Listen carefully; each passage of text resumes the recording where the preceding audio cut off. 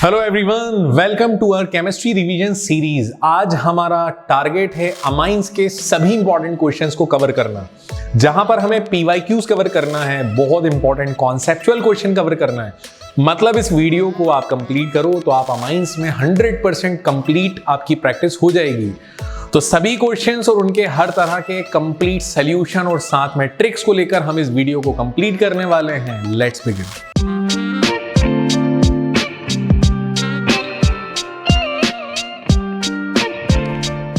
तो स्टार्ट करते हैं हम लोग हमारा पहला क्वेश्चन, और हमारा फर्स्ट क्वेश्चन है जहां पर हमें कुछ कंपाउंड दिए गए हैं, जैसे C2H5 का whole twice NH, secondary amine, tertiary amine, primary amine, और हम लोगों से पूछा है कि इनके बॉइलिंग पॉइंट के ऑर्डर में हमें अरेंज करना है। देखो बच्चों, अमाइन के अंदर नाइट्रोजन है, नाइट्रोजन हाइड्रोजन बॉन्ड बनाने के लिए कैपेबल है, लेकिन नाइट्रोजन के साथ जितने ज्यादा हाइड्रोजन होंगे उतने हाइड्रोजन बॉन्ड की स्ट्रेंथ बढ़ेगी, उतना ज्यादा बॉइलिंग पॉइंट होगा। तो इसका मतलब सबसे ज्यादा बॉइलिंग पॉइंट उस अमाइन का है जहां नाइट्रोजन के पास ज्यादा हाइड्रोजन है, क्योंकि यहां हाइड्रोजन बॉन्ड मजबूत बनेगा। प्राइमरी अमाइन का बॉइलिंग पॉइंट ज्यादा है, सेकेंडरी अमाइन में हाइड्रोजन कम हो गए तो बॉइलिंग पॉइंट भी कम हो गया। और टर्शरी अमाइन की अगर हम बात करें तो बच्चों, टर्शरी अमाइन का बॉइलिंग पॉइंट सबसे कम होगा, क्योंकि टर्शरी अमाइन के पास नाइट्रोजन है लेकिन हाइड्रोजन नहीं है। तो हाइड्रोजन बॉन्ड की स्ट्रेंथ सबसे वीक टर्शरी में है, तो लीस्ट बॉइलिंग पॉइंट। सबसे ज्यादा हाइड्रोजन बॉन्ड की स्ट्रेंथ प्राइमरी में है, तो मैक्सिमम बॉइलिंग पॉइंट। तो याद रखना, बॉइलिंग पॉइंट का ऑर्डर होता है primary amine, then secondary amine and then tertiary amine. तो बच्चों, ये तो हमारा पहला क्वेश्चन आ गया, हमें सिर्फ अरेंज करना था। अब इसके बाद सेकंड क्वेश्चन हम देखते हैं। Arrange the following compound in increasing order of their solubility in water. बच्चों, एक बात बड़ी सिंपल है, सभी यूनिट्स में काम आती है। किसी भी ऑर्गेनिक कंपाउंड की मॉलिक्यूलर मास बढ़ने से सॉलिबिलिटी कम होती है, क्योंकि जैसे जैसे मॉलिक्यूलर मास बढ़ता है, अगर यहां पर हम देखें तो जैसे जैसे मॉलिक्यूलर मास बढ़ता है, कार्बन की चेन बढ़ती है, तो कार्बन की चेन होती है हाइड्रोफोबिक, जो वाटर से दूर भागती है। हाइड्रोफोबिक पार्ट भी बढ़ जाते हैं और इसकी वजह से सॉलिबिलिटी कम हो जाती है। तो इसका मतलब यहां पर सबसे ज्यादा सॉल्युबल होगा प्राइमरी अमाइन। तो यहां पर भी वही कहानी है जो बॉइलिंग पॉइंट में थी, कि सबसे ज्यादा सॉल्युबल है यहां पर primary amine, then secondary and then tertiary. तो बच्चों, ये याद रखना, जैसे जैसे कार्बन की चेन बढ़ेगी, हाइड्रोफोबिक पार्ट बढ़ेगा, बॉइलिंग पॉइंट कम हो जाएगा। अब आते हैं नेक्स्ट क्वेश्चन पर। Arrange the following in the increasing order of their basic nature. सबसे ज्यादा क्वेश्चन बेसिक नेचर पर आते हैं। हमें एक बात पता है कि बेसिक नेचर अल्काइल ग्रुप के बढ़ने से बढ़ता है। ज्यादा अल्काइल ग्रुप होंगे तो बेसिसिटी बढ़ेगी, लेकिन टर्शरी में क्या होता है ना, टर्शरी अमाइन में एक्सेसिव स्टेरिक रिपल्शन होता है, एक्सेसिव स्टेरिक हिंड्रेंस होता है, जिससे इस टर्शरी अमाइन की बेसिसिटी कम हो जाती है। तो ऑर्डर जो है बेसिसिटी का वो ये होगा, सबसे ज्यादा बेसिक होगा सेकेंडरी अमाइन, सबसे ज्यादा बेसिक होगा सेकेंडरी अमाइन, क्योंकि इसमें प्लस आई इफेक्ट भी ज्यादा है, अल्काइल ग्रुप भी है और स्टेरिक रिपल्शन भी कम है, उसके कम होगा प्राइमरी, और सबसे कम बेसिक होगा टर्शरी अमाइन। तो बच्चों, ये बेसिसिटी के हर लेवल के क्वेश्चंस को आप जरूर प्रैक्टिस करो, किसी भी पीवाईक्यू को देखो और बेसिसिटी के क्वेश्चंस प्रैक्टिस करो। अब आते हैं नेक्स्ट क्वेश्चन पे। क्वेश्चन नंबर 4, जो हमारे नॉमेनक्लेचर पर बेस्ड है और हमें एक ऑर्गेनिक कंपाउंड दिया जा रहा है, CH3 whole twice and CH2CH3। तो नाइट्रोजन के पास CH3 का होल ट्वाइस है, मतलब दोनों CH3 नाइट्रोजन से जुड़ेंगे, तो ये आ गया फर्स्ट CH3 और ये आ गया सेकंड CH3, और इसके साइड में प्रेजेंट है CH2CH3। बच्चों, अमाइंस के अंदर नॉमेनक्लेचर का रूल ये है कि नाइट्रोजन के पास राइट लेफ्ट जहां ज्यादा कार्बन की चेन है वो मेन चेन कहलाती है। तो मेन चेन में ये 2 कार्बन है और साथ में नाइट्रोजन। अब ये दो जो मिथाइल ग्रुप है ना, ये सब्स्टिट्यूएंट है, और रूल ये कहता है सब्स्टिट्यूएंट का नाम पहले लिखो। तो नाइट्रोजन से मिथाइल ग्रुप जुड़ा है तो हम लोग लिखेंगे N, डाइमिथाइल। N, डाइमिथाइल इसलिए क्योंकि दोनों मिथाइल नाइट्रोजन से जुड़े हैं। और फाइनली आप देख सकते हो ये 2 कार्बन है विथ नाइट्रोजन, तो हम लोग इसे लिखेंगे ईथेन एमाइन। तो ये तो भैया इस कंपाउंड का नाम हो गया, और नाम के बीच में जहां स्पेस आएगा वहां पे आपको डैश लगाना है। बड़ा सिंपल सा कॉन्सेप्ट है। अब आते हैं नेक्स्ट क्वेश्चन पे। Arrange the following in the increasing order of basic strength. हमें कुछ कंपाउंड दिए गए हैं, क्या क्या कंपाउंड है हम देख लेते हैं। पहला दिया है एनिलीन। अब यहां पर ये 3 कंपाउंड आप लोग देख सकते हो। पहला कंपाउंड है पैरा नाइट्रो एनिलीन, और इस कंपाउंड के अंदर नाइट्रो ग्रुप जो है वो -I इफेक्ट वाला ग्रुप है, और आपको पता है बेसिसिटी -I इफेक्ट से डिक्रीज हो जाती है, लेकिन बेसिसिटी प्लस आई इफेक्ट वाले ग्रुप से इंक्रीज हो जाती है। तो बच्चों जहां पर भी प्लस आई वाला ग्रुप आएगा वो ज्यादा बेसिक होगा as compare to original compound. Original compound है NH, बेंजीन पर NH2 अमाइन, एनिलीन। तो ओरिजिनल कंपाउंड से ज्यादा बेसिक होगा टोलुइडीन, और टोलुइडीन से कम बेसिक होगा नाइट्रोएनिलीन, क्योंकि यहां पर -I वाला नाइट्रो ग्रुप प्रेजेंट है, तो इनका ऑर्डर ये होगा। सबसे ज्यादा बेसिक होगा टोलुइडीन, पैराटोलुइडीन, उसके बाद एनिलीन एंड देन पैरा नाइट्रोएनिलीन। तो ये हमारा हो गया क्वेश्चन कंप्लीट। अब बढ़ते हैं नेक्स्ट क्वेश्चन पर। नेक्स्ट क्वेश्चन में हमें कुछ चीजें दी हैं जिनको हमें अरेंज करना है। पहले अरेंज क्या करना है? Arrange the following in the increasing order of their basic strength. तो वन बाय वन अरेंज करते हैं। जैसा कि आप सब जानते हैं कि सबसे ज्यादा बेसिक होता है सेकेंडरी अमाइन, तो सेकेंडरी अमाइन हमने सबसे पहले लिखा। फिर सेकेंडरी अमाइन से कम बेसिक होगा यहां पर प्राइमरी अमाइन। प्राइमरी अमाइन से कम बेसिक वो होगा जिसमें बेंजीन भी है और अल्काइल ग्रुप भी है, तो बेंजीन भी है और अल्काइल ग्रुप भी है, तो यह आ गया थर्ड नंबर पे। और बच्चों सबसे कम बेसिक वो होगा जिसके पास सिर्फ बेंजीन है या एक से ज्यादा बेंजीन है, मतलब सबसे कम बेसिक में आएगा C6H5NH2। और अगर इनकेस यहाँ डबल बेंजीन वाला होता तो इससे कम होता, ट्रिपल बेंजीन वाला होता तो सबसे कम बेसिक होता। तो ये बेसिसिटी का सीधा सीधा कॉन्सेप्ट है। अब इसके बाद नेक्स्ट आता है arrange the following in the increasing order of value of pKb, decreasing order of value of pKb. देखो बच्चों एक बात का ख्याल रखना, एक बड़ा सीधा सीधा कॉन्सेप्ट है, basicity of amine is inversely proportional to value of pKb. मतलब जिस अमाइन की बेसिसिटी ज्यादा है उसका पीकेबी कम होगा, दोनों एक दूसरे के अपोजिट चलते हैं। तो पहले बेसिसिटी का ऑर्डर निकालते हैं, फिर ये देखेंगे कि किसका पीकेबी ज्यादा है और किसका पीकेबी कम है। तो यहां पर हमें कुछ अमाइन दिए हैं, जैसे primary aliphatic amine, secondary aliphatic amine, तो सबसे ज्यादा बेसिक ये होगा, उससे कम होगा primary, and then third number पे अल्काइल ग्रुप, फोर्थ नंबर पे एरोमेटिक अमाइन। जैसा कि आप सब देख सकते हैं ये बेसिसिटी का ऑर्डर है, सबसे कम जो बेसिक है उसका पीकेबी सबसे ज्यादा होगा। तो अगर हम बात करें डिक्रीजिंग ऑर्डर ऑफ पीकेबी, देखो सबसे सीधा सीधा कॉन्सेप्ट ये है कि आप बेसिसिटी याद कर लो अच्छी तरह। आपने बेसिसिटी को अरेंज कर लिया, अब आप पीकेबी पीके कुछ भी निकाल सकते हो, कोई प्रॉब्लम नहीं है। जो सबसे कम बेसिक है उसका पीकेबी सबसे ज्यादा है, तो सबसे ज्यादा पीकेबी होगा C6H5NH2, इससे कम होगा। और जो सबसे ज्यादा बेसिक है उसका पीकेबी सबसे कम होगा। और हमने ये ऑर्डर करा है डिक्रीजिंग ऑर्डर, डिक्रीजिंग मतलब सबसे ज्यादा पीकेबी वाला उससे कम एंड देन लीस्ट पीकेबी। तो बच्चों ये हमारा कॉन्सेप्ट क्लियर हो गया। आप बस इस बात का हमेशा ख्याल रखना, basicity of amine is directly proportional to Kb and inversely proportional to pKb. तो ये हमारा क्वेश्चन कंप्लीट होता है। क्वेश्चन नंबर 8 जो हमारा एक डिस्टिंग्विश टेस्ट पर क्वेश्चन है, और ये क्वेश्चन आप लोगों को इजी लगेगा, मतलब बहुत ज्यादा टफ नहीं लगने वाला। इस क्वेश्चन को अगर आप रीड करो तो आप देखोगे give a chemical test to distinguish between ethyl amine and aniline, पहला टेस्ट है। और दूसरे में पेयर जो दिया है वो एनिलीन और बेंजाइल अमाइन है। चलिए वन बाय वन देखते हैं क्या कॉन्सेप्ट लगने वाला। जैसा कि आप देख सकते हैं ये है इथाइल अमाइन, एक एलिफेटिक प्राइमरी अमाइन, और ये है एनिलीन, एक एरोमेटिक प्राइमरी अमाइन। और बच्चों एलिफेटिक प्राइमरी और एरोमेटिक प्राइमरी अमाइन एक जगह सेपरेट हो सकते हैं, और वो जगह है nitrous acid test. Nitrous acid test का मतलब, नाइट्रस एसिड टेस्ट का मतलब होता है HNO2 से डायरेक्ट रिएक्शन करा देना या NaNO2 प्लस HCl के मिक्सचर से रिएक्शन कराना, क्योंकि ये मिक्सचर HNO2 देता है। ये रिएक्शन होता है 0 डिग्री से 5 डिग्री सेल्सियस पर। बच्चों एलिफेटिक प्राइमरी अमाइन जब NaNO2 प्लस HCl या HNO2 से रिएक्शन करता है तो बनाता है एल्कोहल। इसने बना दिया एल्कोहल, लेकिन यही रिएक्शन अगर एरोमेटिक प्राइमरी अमाइन करेगा तो उसका हो जाएगा डाइजोटाइजेशन। डाइजोटाइजेशन का मतलब वो बना देगा बेंजीन डाइजोनियम क्लोराइड। ये जो प्रोडक्ट बना इस प्रोडक्ट को हम लोग कहते हैं बेंजीन डाइजोनियम क्लोराइड या डाइजोनियम सॉल्ट।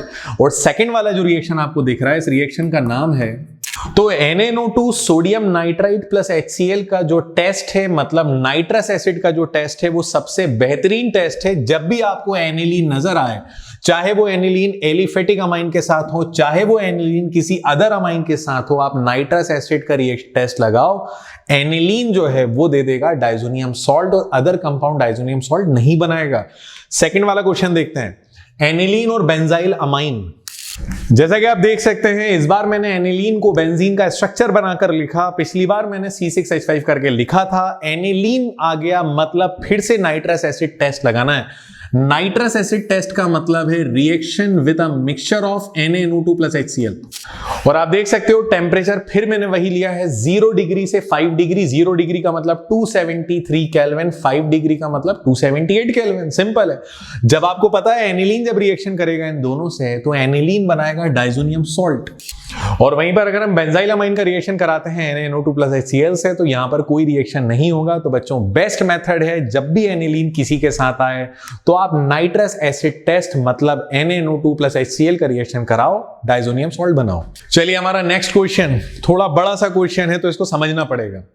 क्वेश्चन है कि हमें एक ऑर्गेनिक कंपाउंड दिया है जिसका मॉलिक्यूलर फॉर्मूला है C3H7NO। On heating with Br2 and KOH form a compound B। एक कंपाउंड B बन रहा है और B को हम हीट कर रहे हैं क्लोरोफॉर्म एंड KOH से, एल्कोहलिक KOH से, तो बन रहा है C।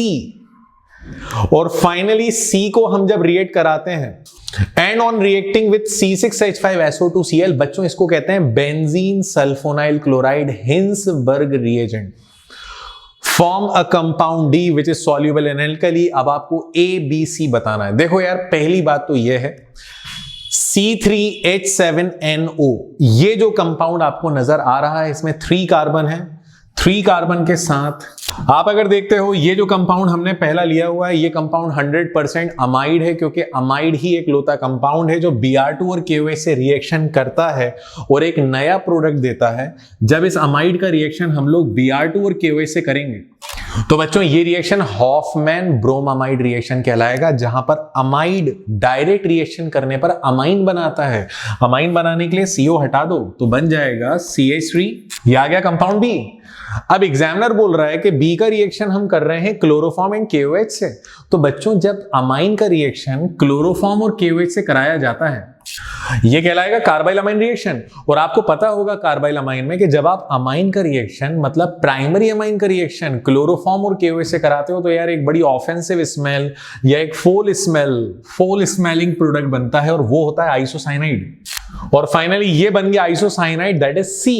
अब एग्जामिनर ये बोल रहा है कि इस B का रिएक्शन जब हम C6H5SO2Cl से कराएंगे तो D बनेगा। देखते हैं क्या D बनेगा। ये हिंसबर्ग रिएजेंट है और बच्चों हिंसबर्ग रिएजेंट सिर्फ प्राइमरी अमाइन से रिएक्ट करके एक ऐसा कंपाउंड बनाता है जो KOH में सॉल्युबल है। सेकेंडरी अमाइन से हिंसबर्ग रिएजेंट करेगा रिएक्ट, लेकिन KOH में वो सॉल्युबल प्रोडक्ट नहीं होगा। टर्शरी से तो रिएक्ट ही नहीं करता। तो प्राइमरी अमाइन का 1 हाइड्रोजन विद दिस क्लोरीन बन जाएगा HCl और हमारे पास इधर बचेगा यहां पर C6H5SO2 और इधर बचेगा NH। ये आ गया कंपाउंड D और ये कंपाउंड जो है ये प्राइमरी अमाइन से आया है, मतलब अगर इसमें KOH मिलाऊंगा तो ये सॉल्युबल होगा KOH में। इसी के साथ हमारा ये वाला क्वेश्चन होता है कंप्लीट। मेरा आपसे एक सिंपल क्वेश्चन है, क्या आप इन सभी रिएक्टेंट और प्रोडक्ट के IUPAC नेम लिख सकते हो? अगर लिख सकते हो तो साइड में जरूर लिखना। और बच्चों इस पैटर्न के क्वेश्चन को जब आप पूरा सॉल्व कर लो तो लास्ट में लिख देना वेयर। यहां पर A आपका क्या है वो आप फॉर्मूला लिख देंगे, B क्या है ये फॉर्मूला लिख दोगे, C क्या है और D क्या है ये आप लास्ट में जरूर लिखना। ये आपके आंसर में और परफेक्शन लेकर आता है। तो हमारा क्वेश्चन नंबर 9 होता है कंप्लीट। हमारा क्वेश्चन नंबर 10 जो हमें प्रीवियस क्वेश्चन से काफी हद तक कनेक्ट करने वाला है। तो देखते हैं इस क्वेश्चन में क्या पूछा है। Give one chemical test to distinguish between the compound of following pair. आपको कुछ पेयर्स दिए गए हैं और अब आपको केमिकल टेस्ट से उनको सेपरेट करना है। पहला पेयर है methyl amine and dimethyl amine. बच्चों मिथाइल अमाइन प्राइमरी है और डाइमिथाइल सेकेंडरी है। प्राइमरी और सेकेंडरी को पहचानने के बहुत सारे तरीके हैं। हिंसबर्ग रिएजेंट है, कार्बाइल अमाइन रिएक्शन है, हॉफमैन मस्टर्ड ऑयल रिएक्शन है। There are lots of reaction, लेकिन हम जो पिक कर रहे हैं वो है कार्बाइल अमाइन। अब हम लोगों ने क्या करा, पहले दोनों रिएक्टेंट लिख लिए जो क्वेश्चन में दिए थे, उसके बाद एरो पर कार्बाइल अमाइन में जो यूज होने वाला मिक्सचर है वो ले लिया क्लोरोफॉर्म प्लस KOH। जरूरी नहीं KOH लो, NaOH भी ले सकते हो क्लोरोफॉर्म के साथ। प्राइमरी अमाइन, सिर्फ प्राइमरी अमाइन क्लोरोफॉर्म और KOH से रिएक्शन करके एक फोल स्मेलिंग या ऑफेंसिव स्मेलिंग प्रोडक्ट देता है, और वो ऑफेंसिव स्मेलिंग प्रोडक्ट जो है उसमें होता है आइसोसाइनाइड, दैट इज NC। और वहीं पर अगर हम बात करें आइसोसाइनाइड को कार्बाइलामाइन भी कहते हैं, इसलिए इस रिएक्शन का नाम है कार्बाइलामाइन। अगर हम बात करें सेकेंडरी अमाइन, तो बच्चों सेकेंडरी अमाइन के पास नंबर ऑफ हाइड्रोजन सफिशिएंट नहीं होते, जिसकी वजह से वो क्लोरोफॉर्म और KOH से रिएक्शन नहीं करता, तो यह आ जाएगा नो रिएक्शन। तो आई होप आप लोगों को 10th के फर्स्ट पॉइंट का ए समझ में आ गया हो। अब इसका सेकंड वाला यार, ये तो आप लोग बताओ, एक एनिलीन है, दूसरा अमाइन है, एक एरोमेटिक प्राइमरी अमाइन और एक एलिफेटिक प्राइमरी अमाइन। चलिए देखते हैं। जैसा कि आप देख सकते हैं, एक एनिलीन है, एरोमेटिक प्राइमरी अमाइन और एक एलिफेटिक प्राइमरी अमाइन। तो भैया ऐसा कौन सा काम है जो दोनों से होगा लेकिन अलग अलग प्रोडक्ट बनेगा? तो दोनों का रिएक्शन कराएंगे नाइट्रस एसिड से। नाइट्रस एसिड का मतलब NaNO2 प्लस HCl का मिक्सचर। और जैसा कि आप सभी लोग जानते हैं, एरोमेटिक प्राइमरी अमाइन जब NaNO2 प्लस HCl से रिएक्ट करता है तो बनाता है डाइजोनियम सॉल्ट। वहीं पर एलिफेटिक प्राइमरी अमाइन जब NaNO2 और HCl से रिएक्शन करता है तो भैया वो सीधे सीधे अल्कोहल बना देता है। तो नाम लिख लेना बेंजीन डाइजोनियम क्लोराइड और इसके नीचे लिख देना इथेनॉल। आई होप आप लोगों को सेकंड पॉइंट भी क्लियर हो गया हो। अब ये सेकंड क्वेश्चन जो है ना 10th का, ये बहुत ही स्पेशल क्वेश्चन है। क्वेश्चन ये है, why aniline does not undergoes Friedel-Crafts reaction. जैसा कि आप सभी को पता है, जितने भी फ्रीडल-क्राफ्ट रिएक्शन हम करें, चाहे फ्रीडल-क्राफ्ट अल्काइलेशन हो या एसाइलेशन हो, ये रिएक्शन होता है in presence of anhydrous AlCl3। AlCl3 एक लुईस एसिड है। वहीं पर एनिलीन में नाइट्रोजन पे लोन पेयर ऑफ इलेक्ट्रॉन है, जिसकी वजह से एनिलीन एक लुईस बेस है। और बच्चों आपको तो पता होगा कि यार एक तरफ एसिड और अगर एक तरफ बेस आए तो एसिड बेस आपस में मिलके डायरेक्ट बनाते हैं सॉल्ट। तो एनिलीन किसी और से रिएक्ट नहीं करेगा, वो सीधे AlCl3 से रिएक्ट करेगा और बनाएगा सॉल्ट। और ये क्या बनेगा देख लेते हैं हम लोग। NH2 पे आ जाएगा पॉजिटिव और AlCl3 पे आ जाएगा नेगेटिव और ये बन गया सॉल्ट और रिएक्शन यहीं पर स्टॉप। प्रॉब्लम यह है, अगर एनिलीन लुईस बेस नहीं होता ना तो वो रिएक्शन कर लेता, लेकिन aniline is a Lewis base which combine with AlCl3 that is Lewis acid and form a compound और salt. Therefore aniline never undergo Friedel-Crafts reaction, whether it is Friedel-Crafts alkylation reaction or Friedel-Crafts acylation reaction। तो बच्चों ये हमारा second question भी होता है complete, special question है, आप जरूर नोट करना इसे। अब आते हैं क्वेश्चन नंबर 11 पर। An aromatic compound A on treatment with aqueous ammonia and heating, आप अमोनिया से हीट कर रहे हो फिर हीट कर रहे हो, form a compound B which on heating with Br2 and KOH। देखो यार Br2 और KOH से अमाइड रिएक्शन करता है, मतलब कहीं ना कहीं एक बात समझ में आ रही है कि B जो है वो अमाइड है। अब अमाइड तब बनता है जब कार्बोक्सिलिक एसिड को अमोनिया से हीट करो, ठीक है। तो A कार्बोक्सिलिक एसिड है, काफी हद तक क्लियर हो रहा है। B अमाइड है और अमाइड का रिएक्शन जब आप Br2 और KOH से कराते हो तो बनता है अमाइन और अमाइन का फॉर्मूला है C6H7N। बच्चों इस फाइनल फॉर्मूले में जितने कार्बन है हाइड्रोजन उसके आसपास है, मतलब ये एरोमेटिक कंपाउंड है। तो C6H7N मतलब ये हो जाएगा एनिलीन, क्योंकि एनिलीन का फॉर्मूला होता है C6H5NH2 और C6H5NH2 को मर्ज कर दो तो C6H7N ही होता है। एनिलीन तब बनेगा जब आपके पास B जो है, ये तो आ गया C।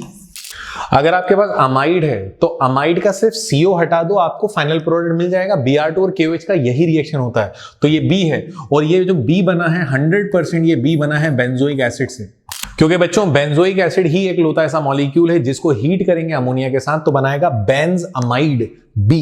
और ये बेंजअमाइड Br2 और KOH से रिएक्शन करेगा, हो जाएगा हॉफमैन ब्रोमोमाइड रिएक्शन, जिससे बन जाएगा final product that is C। तो इसी के साथ हमारा ये क्वेश्चन भी होता है complete. Give the structure of A, B and C in the following reactions. आप लोगों के लिए रिएक्शंस मैंने अलग से भी लिख दिए हैं, जो क्वेश्चन है वही का वही मैंने आप लोगों के लिए लिख दिया है। तो पहला हमारा कंपाउंड है CH3Br। जब हम इसका रिएक्शन KCN से करते हैं तो चलिए सॉल्व करना स्टार्ट करते हैं। CH3Br जब आप KCN से रिएक्शन करोगे तो यार सीधे सीधे Br जो है उसको रिप्लेस कर देगा CN और इधर का K और इधर का Br निकल जाएगा, मतलब KBr निकल जाएगा, फाइनली बन जाएगा साइनाइड, मिथाइल साइनाइड। सिंपल है, या ईथेन नाइट्राइल IUPAC नेम है। अब आप इसका रिएक्शन A बन गया, A का रिएक्शन LiAlH4 से करा रहे हो। बच्चों LiAlH4 होता है एक बड़ा स्ट्रॉन्ग रिड्यूसिंग एजेंट, और जब ये रिड्यूसिंग एजेंट आता है तो साइनाइड के पास 4 हाइड्रोजन देता है, जो लिखना जरूरी नहीं है। 4 हाइड्रोजन में से 4 हाइड्रोजन में से 2 हाइड्रोजन C को मिलते हैं तो वो बन जाता है CH2। नेक्स्ट 2 हाइड्रोजन N को मिलते हैं तो वो बन जाता है NH2। मतलब ये आ गया हमारा अमाइन, प्राइमरी अमाइन। और प्राइमरी अमाइन का रिएक्शन जब आप HNO2 से कराते हो, HNO2 का मतलब होता है NaNO2 प्लस HCl का मिक्सचर। और अभी हमने अराउंड 2 क्वेश्चन कर लिए हैं। जब भी आप HNO2 से रिएक्शन कराओगे, मतलब NaNO2 प्लस HCl से रिएक्शन कराओगे, तो प्राइमरी अमाइन में NH2 हट जाएगा, उसकी जगह आ जाएगा OH। तो ये आ गया इथेनॉल। तो बच्चों इसी तरह से हमारा ये क्वेश्चन होता है कंप्लीट। कुछ भी नहीं है यार, बहुत सिंपल क्वेश्चन है। Next question, acetic acid, ethanoic acid. हमें बोला जा रहा है कि इथेनोइक एसिड को CH3COOH को अमोनिया के साथ हीट करो। जब अमोनिया के साथ हीट करेंगे तो अमोनिया का 1 हाइड्रोजन यहां के OH को निकालकर बना देगा वाटर। इधर बचेगा CH3CO और इधर बचेगा NH2 और ये आ गया अमाइड, दैट इज A। और अमाइड का रिएक्शन जब आप Br2 और KOH से कराते हो तो यहां हो जाएगा Hoffmann bromamide reaction. Amide directly convert हो जाएगा अमाइन में, CH3NH2, दैट इज B। और जब अमाइन का रिएक्शन क्लोरोफॉर्म और NaOH या KOH से कराते हो तो बच्चों ये कार्बाइल अमाइन रिएक्शन कहलाता है। क्लोरोफॉर्म और NaOH या क्लोरोफॉर्म और KOH जब भी रिएक्ट करेंगे तो अमाइन कन्वर्ट हो जाएगा एक फॉल स्मेल या ऑफेंसिव स्मेल वाले आइसोसाइनाइड में, और ये आ गया C। तो इसी के साथ ये क्वेश्चन होता है कंप्लीट। प्रैक्टिस करने लायक क्वेश्चन है और बार बार प्रैक्टिस करने लायक क्वेश्चन है। अब हम आते हैं हमारे नेक्स्ट क्वेश्चन पे। देखो बच्चों, मैं जितने क्वेश्चंस आप लोगों को करा रहा हूं ये सारे क्वेश्चन बहुत बहुत बहुत सिलेक्टेड क्वेश्चंस हैं। मतलब बहुत रिसर्च करने के बाद मैं इतने सारे PYQs क्वेश्चंस में से और इंपॉर्टेंट क्वेश्चन में से कुछ इंपॉर्टेंट क्वेश्चन लेकर आया हूं आप लोगों के लिए। ये सब इसलिए कर रहे हैं हम लोग ताकि आप अपनी पढ़ाई, आप अपनी प्रिपरेशन कम टाइम में ज्यादा से ज्यादा चीजों को कवर अप कर लो। चलिए आते हैं हम लोग हमारे नेक्स्ट क्वेश्चन पे। How will you convert the following, एक बेसिक कन्वर्जन। पहला क्वेश्चन दिया है नाइट्रोबेंजीन टू एनिलीन। अगर आपके पास नाइट्रोबेंजीन है और आपने टिन विथ HCl या Fe विथ HCl के साथ रिडक्शन करा तो भैया टोटल 6 हाइड्रोजन आएंगे। 6 में से पहले 4 हाइड्रोजन का काम है O2 को निकालना, तो वो बना देंगे 2H2। 6 में से 4 H2 चले गए, बचे 2 हाइड्रोजन, तो 2 हाइड्रोजन O2 की जगह आ जाएंगे और फाइनली बन जाएगा C6H5NH2, दैट इज एनिलीन। तो बच्चों किसी भी नाइट्रो कंपाउंड के लिए रिड्यूसिंग एजेंट LiAlH4 नहीं लिया जाता, उसकी जगह लिया जाता है टिन विथ HCl और आयरन विथ HCl। अब इसका second question, ethanoic acid to methane amine. Ethanoic acid, सबसे पहले हमें इथेनोइक एसिड से मीथेन अमाइन बनाना है। मतलब हमें इथेनोइक एसिड में 2 कार्बन है और मीथेन अमाइन में 1 कार्बन है। जब आपको कार्बन कम करना हो तो सीधे सीधे NH3 के साथ हीट कर दो। NH3 के साथ हीट करोगे तो ये बन जाएगा एमाइड, और जब एमाइड का हॉफमैन ब्रोमोमाइड रिएक्शन कराओगे, Br2 और KOH से रिएक्शन कराओगे तो हॉफमैन ब्रोमोमाइड की वजह से ये जो अमाइड का CO है ये भी हट जाएगा और फाइनली बन जाएगा CH3NH2, that is methane amine. और फाइनली हमारा सेकंड क्वेश्चन भी होता है कंप्लीट, कोई प्रॉब्लम नहीं है, सेकंड क्वेश्चन भी होता है कंप्लीट। चलिए थर्ड क्वेश्चन करते हैं। तो क्वेश्चन नंबर 13 का जो हमारा थर्ड पार्ट है उसमें बोला गया aniline into N phenyl ethane amide. Amide बनाना है, अमाइन नहीं बनाना। तो कैसे बनेगा देख लेते हैं। एनिलीन, इसका हम लोग रिएक्शन करा देते हैं एसिड क्लोराइड से, एसाइलेशन करा देते हैं। क्या करा रहे हैं हम लोग? एसाइलेशन करा रहे हैं। एनिलीन का 1 हाइड्रोजन और यहां का क्लोरीन बना देगा HCl। फाइनली यहां पर बचेगा C6H5NH, क्योंकि हाइड्रोजन जा चुका, इधर से क्लोरीन जा चुका है, तो बच रहा है COCH3। बच्चों ये जो है हमारी मेन चेन है जिसमें 2 कार्बन है, कार्बन नंबर 1, कार्बन नंबर 2, और ये नाइट्रोजन को भी मर्ज कर लिया, ये मेन चेन हो गई। नाइट्रोजन पे C6H5 है तो इसको बोलेंगे फिनाइल। C6H5 जब ब्रांच बन जाता है तो उसको कहते हैं फिनाइल। नाइट्रोजन से जुड़ा है तो इसका नाम होगा N phenyl. We have 2 carbon, ethane amide. तो इसी के साथ हमारा क्वेश्चन नंबर 13 भी होता है कंप्लीट। बच्चों फाइनली हमारे अमाइंस के सभी कोर इंपॉर्टेंट क्वेश्चंस जो पॉसिबल हो सकते थे आप लोगों के लिए वो मैंने यहां पर कंप्लीट करा दिए हैं। मुझे पूरी उम्मीद है कि आप इन क्वेश्चंस की अगेन एंड अगेन प्रैक्टिस करेंगे, क्योंकि लास्ट मोमेंट पर हमें प्रैक्टिस पर ज्यादा ध्यान देना है, लर्निंग पर, नई नई चीजों को याद करने पर कम ध्यान देना है। आप उन चीजों की तरफ जाओ जो आपके रास्ते को आसान बना सकती हैं। बिल्कुल ऐसा जरूरी नहीं है कि आप सभी क्वेश्चंस करो, सारी गाइड्स करो या एनसीईआरटी को पूरा कंप्लीट करो इस स्टेज पर। ये वो स्टेज है जब आपको थोड़ा सिलेक्टिव होना पड़ेगा, चीजों को लिमिटेड कवर करना पड़ेगा, और जो आपको कंप्लीट सॉल्यूशंस मिल रहे हैं इन कंप्लीट सॉल्यूशंस की तरफ आप जाओ। डेली आपको 12-13 क्वेश्चन जो आपको एक यूनिट के मिल रहे हैं ये कोर क्वेश्चंस हैं, क्योंकि एक जैसे 100 क्वेश्चंस करने से कुछ नहीं होता। आपको वैरायटी मिल रही है, आपको पता चल रहा है कि कैसे क्वेश्चन एग्जाम में आ सकते हैं। तो गाइस उम्मीद है आपको ये वीडियो पसंद आया। अगर वीडियो पसंद आए तो अपने दोस्तों के साथ शेयर करना ना भूलें। That's all for today and thank you very much.